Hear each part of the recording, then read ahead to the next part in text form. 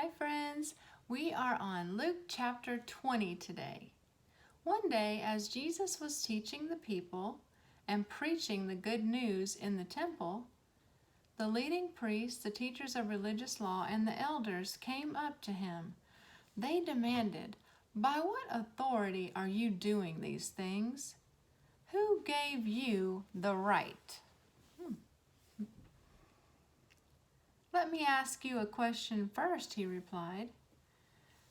"Did John's authority to baptize people come from heaven, or was it merely human?" They talked it over among themselves. "If we say it was from heaven, he will ask why we didn't believe John. But if we say it was merely human, the people will stone us because they are convinced John was a prophet." So they finally replied that they didn't know. And Jesus responded, "Then I won't tell you by what authority I do these things." He's so wise. Now Jesus turned to the people again and told them this story. A man planted a vineyard, leased it to tenant farmers, and moved to another country to live for several years.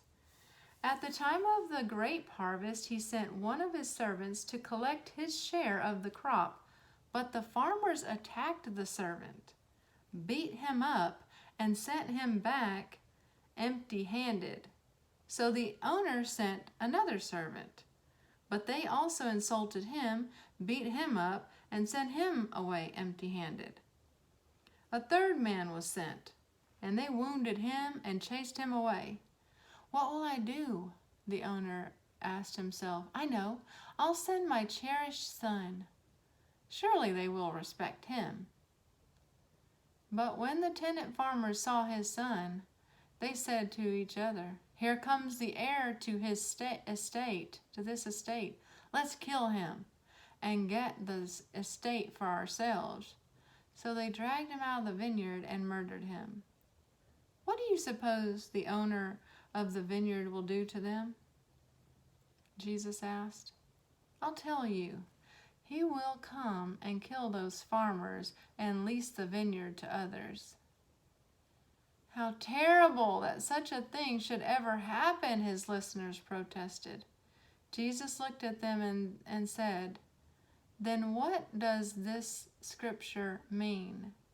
The stone that the builders rejected has now become the cornerstone. Everyone who stumbles over that stone will be broken to pieces, and it will crush anyone it falls on." The teachers of religious law and the leading priests wanted to arrest Jesus immediately because they realized he was telling the story against them. They were the wicked farmers, but they were afraid of the people's reaction. Watching for their opportunity, the leaders sent spies pretending to be honest men. They tried to get Jesus to say something that could be reported to the Roman governor so that he would arrest Jesus. "Teacher," they said, "we know that you speak and teach what is right, and you are not influenced by what others think. You teach the way of God truthfully.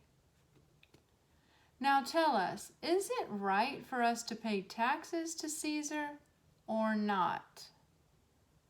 He saw through their trickery and said, "Show me a Roman coin. Whose picture and title are stamped on it?" "Caesar's," they replied. "Well then," he said, "give to Caesar what belongs to Caesar, and give to God what belongs to God." Hanging out with God, hanging out with Jesus makes you wise. You'll know the right answer at the right time. I love that. Moving right along, verse 26. So they failed to trap him by what he said in front of the people. Instead, they were amazed by his answer, and they became silent. Probably for just a little while. moving right along, verse 27. Then Jesus was approached by some Sadducees, religious leaders who say there is no resurrection from the dead. They pose this question: Teacher, Moses gave us a law that if a man dies, leaving a wife but no children, his brother should marry the widow and have a child who will carry on the brother's name.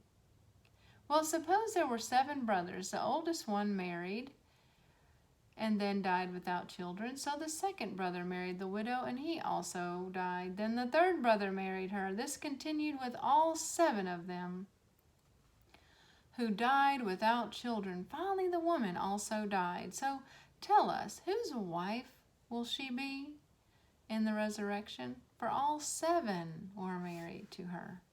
Jesus replied, Marriage is for people here on earth. But in the age to come, those worthy of being raised from the dead will neither marry nor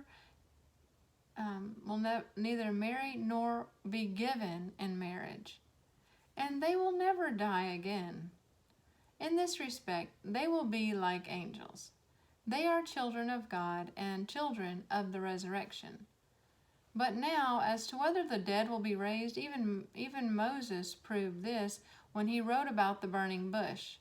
Long after Abraham, Isaac, and Jacob had died, he referred to the Lord as the God of Abraham, the God of Isaac, and the God of Jacob. So he is the God of the living, not the dead, for they are all alive to him.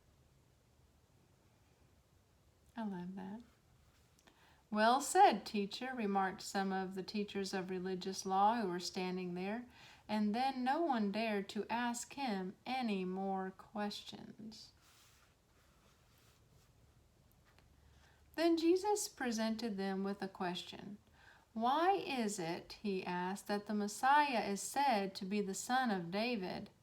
For David himself wrote in the book of Psalms, The Lord said to my Lord, Sit in the place of honor at my right hand until I humble your enemies, making them a footstool under your feet.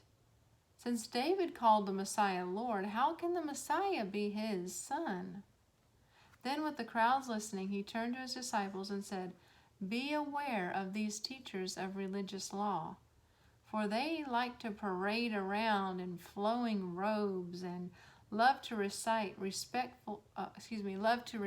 respectful greetings as they walk in the marketplaces, and how they love the seats of honor in the synagogues and the head table at banquets.